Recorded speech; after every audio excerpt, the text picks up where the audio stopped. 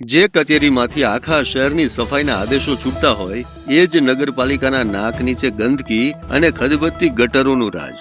શું સાવરકુંડલા નગરપાલિકાનું તંત્ર સાચે જ કુંભકર્ણની નિંદ્રામાં પોઢી ગયું છે કે શું? દીવા તળે અંધારું, આ કહેવત સાંભળીએ ને.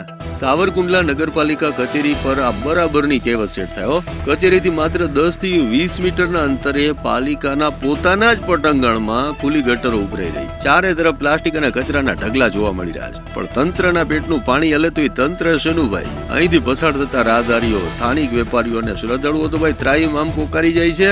પરિસ્થિતિ એટલી બધી ખરાબ છે ને કે લોકોએ મોઢે રૂમાલ બાંધીને અહીંથી પસાર પડે. નગરપાલિકા નજીક આવેલા પૌરાણિક ગણપતિ દાદાના મંદિરે દર્શનાર્થે આવતા ભક્તો હોય કે પાછળ આવેલા જનતા બાગમાં શુદ્ધ હવા લેવા આવતા નાગરિકો, તેઓ અહીં આવે તો એ શુદ્ધ હવા લેવા, પણ તેમને અસહ્ય દુર્ગંધથી તેમનું માથું ફાટી જાય ને એવી પરિસ્થિતિ અહીં જોવા મળી રહી. આ સમગ્ર મામલે વોર્ડ નંબર 9 ના સભ્ય અને વિપક્ષી નેતા કમલભાઈ દવે તંત્ર સામે આક્રોશ વ્યક્ત કરતા સણસણતો સવાલ ઉઠાવ્યો છે કે જો ધારાસભ્ય શ્રી કેવડાપરાનો પ્રશ્ન માત્ર એક જ દિવસમાં ઉકેલી શકતા હોય તો છેલ્લા 8 થી 10 મહિનાથી નગરપાલિકાની કચેરીની સામે જ ખદબદતી આ ગંભીર સમસ્યા પાલિકાના અધિકારીઓને કેમ નથી દેખાતી? એટલું જ નહીં, મહુવા અમરેલી રોડ પર આવેલી નગરપાલિકાની તૂટેલી દિવાલ પણ તંત્રની ઘોર બેદરકારી અને સુરક્ષા સામે મોટા સવાલ ઉભા કરે છે.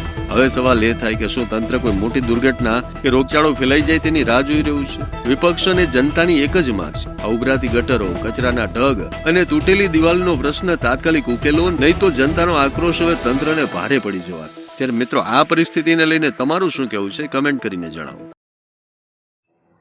હું કમલ દવે, સાવરકુંડલા નગરપાલિકા સદસ્ય અને વિરોધ પક્ષના નેતા.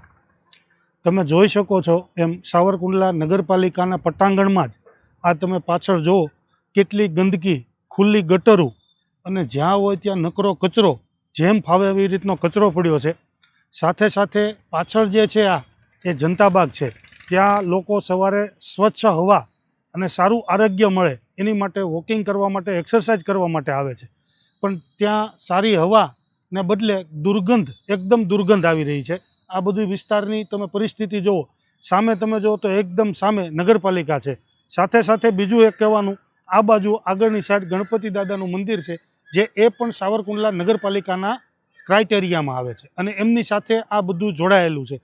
પરિસ્થિતિ એવી આ બાજુની વિકટ છે કે લોકોને અહીંથી ચાલવું હોય તો મોઢે માસ્ક કે રૂમાલ બાંધીને ચાલવું પડે છે. છેલ્લા ઘણા સમયથી 6-8 મહિનાથી આ ગટરની પરિસ્થિતિ આવીને આવી છે. આ કચરા આમનામ છે, બધી જગ્યાએ તમે છેક નજર મારો ત્યાં સુધી સામેના ભાગમાં જનતા બાગની દિવાલ આવી જાય ત્યાં સુધીથી લઈ આખી નગરપાલિકામાં દુર્ગંધ જ આવે છે.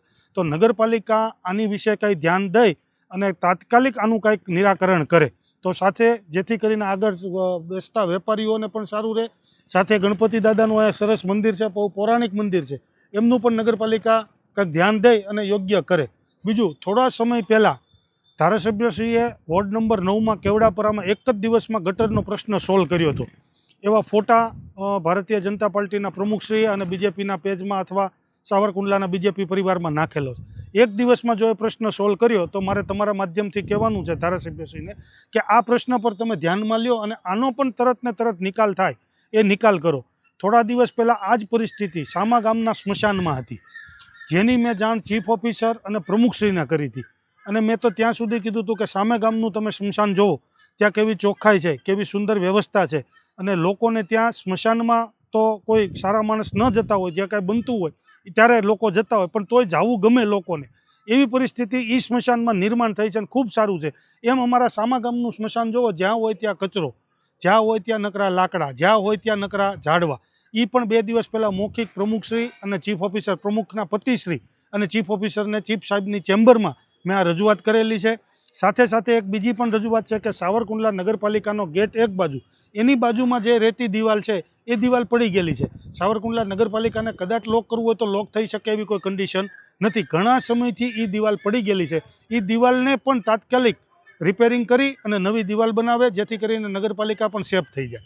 બરાબર, આ તકે મારે ધારાસભ્યશ્રીને કહેવાનું, તાત્કાલિક આનો નિર્ણય લઈ અને આપની ટીમને લગાડો અને તાત્કાલિક આ ગંદકી, આ દુર્ગંધ અને અહીંયા સારી રીતે ચાલી શકાય એવો રસ્તો કરો.